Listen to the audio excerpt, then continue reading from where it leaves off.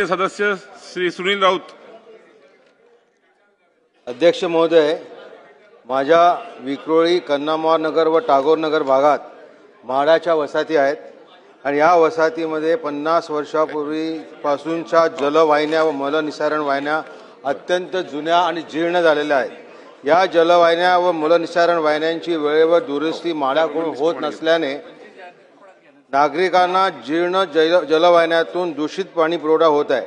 तसेच मलनिसारण वाहिन्या पूर्णपणे नादुरुस्त झालेल्या आहेत। सदर वाहिन्या दुरुस्तीबाबत व बदलण्याबाबत मी महानगरपालिकेकडे तसेच म्हाडाकडे अनेक वेळा पत्रव्यवहार केला, बैठकाही घेण्यात आल्या, परंतु कुठूनही प्रतिसाद मिळालेला नाही।